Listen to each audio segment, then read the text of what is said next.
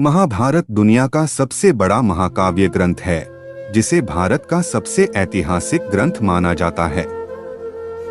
हिंदू धर्म में माना जाता है कि महाभारत में वर्णित घटनाएं सत्य और प्रमाणित है, लेकिन फिर भी बहुत से लोग इसे काल्पनिक मानते हैं। इसे धर्म और अधर्म के बीच हुआ सबसे बड़ा युद्ध माना जाता है। लेकिन महाभारत को लेकर हमेशा ही बहस होती है।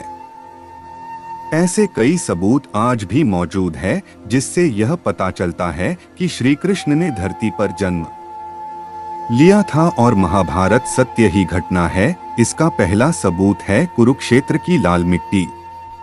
जी हाँ, ये तो आप सभी जानते होंगे कि महाभारत का युद्ध कुरुक्षेत्र में हुआ था, जो कि हरियाणा राज्य में स्थित है, कहते हैं। उस समय भयंकर युद्ध में बहे खून की वजह से वहां की जमीन लाल हो गई थी।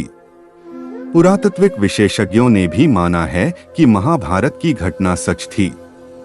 उस जगह पर तीरों और भालों को जमीन में गाड़ा पाया गया है, जिनकी जांच में यह पता चलता है कि यह 2800 ईस्वी पूर्व के हैं, जो कि लगभग महाभारत काल के समय के बने हैं। महाभारत में अर्जुन के चक्रव्यूह के बारे में तो सभी जानते हैं, लेकिन क्या आपको पता है कि इस चक्रव्यूह का जीता जागता सबूत आज भी मौजूद है?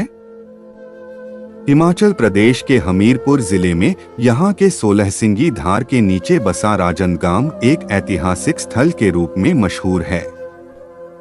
यहाँ पर पांडव अज्ञातवास के दौरान रुके थे और इसी समय अर्जुन ने यहाँ पर चक्रव्यूह का ज्ञान प्राप्त करके उसे पत्थर पर बनाया था, जो आज भी यहाँ मौजूद हैं। इस चक्रव्यूह को ध्यान से देखने पर पता चलता है कि अंदर जाने का रास्ता तो साफ दिखाई देता है, लेकिन बाहर आने का रास्ता पता नहीं चलता।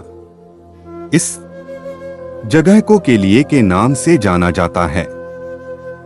महाभारत में अपने ब्रह्मास्त्र आम के भयंकर अस्त्र के बारे में सुना होगा। ये अस्त्र ब्रह्मा द्वारा धर्म और सत्य को बनाए रखने के लिए बनाया गया था, जो कि विनाशकारी परमाणु हथियार था, जिसको केवल दूसरा ब्रह्मास्त्र ही रोक सकता था। जो इसे चलाता है वही इसे वापस लाने की क्षमता भी रखता है। मैं भी लक्ष्मण ने मेघनाथ पर धमा से प्रहार करने का सोचा तो भगवान श्री राम ने ये कहकर रोक दिया कि अभी इसका प्रयोग करना सही नहीं है, क्योंकि इससे सारी लंका नष्ट हो जाएगी, कई बेकसूरों की जान चली जाएगी। ब्रह्मा आज बेहद खास होता था, जिसके कारण महाभारत और रामायण काल में यह सिर्फ गिने चुने योद्धाओं के पास होता था। रावण में यह अस्त्र लक्ष्मण और महाभारत से ये द्रोणाचार्य, अश्वत्थामा, श्री कृष्ण ने युधिष्ठिर, कर्ण और अर्जुन के पास था। ये अस्त्र पूरी दुनिया को नष्ट करने की ताकत रखता है। अमेरिका ने रॉबर्ट ओपनहाइमर को परमाणु बम बनाने को दिया, फिर इसका परीक्षण किया। क्या धमाके का परिणाम बिल्कुल ब्रह्मास्त्र की तरह था?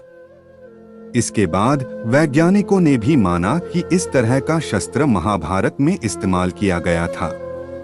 महाभारत का अगला प्रमाण है भगवान श्री कृष्ण की द्वारका नगरी, जहाँ के राजा श्री कृष्ण थे, और महाभारत में इस बात की जानकारी मिलती है। ये नगरी जल में डूब गई थी, यानी कि पूरा नगर ही पानी में समा गया था। आपको जानकर आश्चर्य होगा कि पुरातत्व विभाग को गुजरात के पास समुद्र के नीचे एक पुराना शहर मिला है, और इसके सबूतों से ये पता चलता है कि यही द्वारका नगरी है, जिसका वर्णन महाभारत में किया गया है। साथियों, आपने महाभारत में लाक्षागृह नाम तो सुना ही होगा। कौरवों ने पांडवों को जलाने की साजिश के लाक्षागृह का निर्माण करवाया था, लेकिन पांडव सुरंग से निकलकर बाहर आ गए थे। कहा जाता है कि आज भी इस सुरंग उत्तर प्रदेश के बरनावा नामक स्थान पर मौजूद हैं। इसके अलावा कुरुक्षेत्र के पास ही भारतीय पुरातत्व विभाग को खुदाई के समय बेहद ही विशाल आदमी का कंकाल मिला था, जिसको देखकर यह पता चलता था कि कंकाल किसी साधारण मनुष्य का नहीं है। तभी यह बात उठने लगी कि कंकाल घटोत्कच का है। महाभारत काल के घटोत्कच के बारे में तो आप सभी जानते हैं। जब भीम और का पुत्र घटोत्कच महाभारत के युद्ध में लड़ाई करने आया, तब कर्ण ने अपनी शक्ति से उसको मार दिया था। महाभारत के महाकाव्य में दिया गया घटोत्कच का वर्णन भी इसी कंकाल के समान है।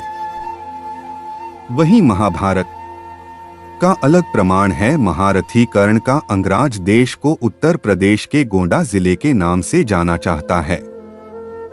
जरा संतान द्वारा अपने राज्य के कुछ हिस्सों कोंकण को देने की बात भी कही जाती है, जो आज बिहार के मुंगेर जब भागलपुर जिले के नाम से जाना जाता है। इन राज्यों का स्थान वही है जहां कल था, जिसे चाहकर भी बदला नहीं जा सकता। इस बात से ही आप इसकी सच्चाई का पता लगा सकते हैं। इनके अलावा भगवद गीता, सारस्वत आदि कई प्रमाण हैं जो महाभारत को सत्य घटना बताते हैं। फिलहाल आपको वीडियो पसंद आया हो तो लिख कीजिएगा और महाभारत के बारे में कमेंट में अपनी सलाह जरूर दीजिएगा।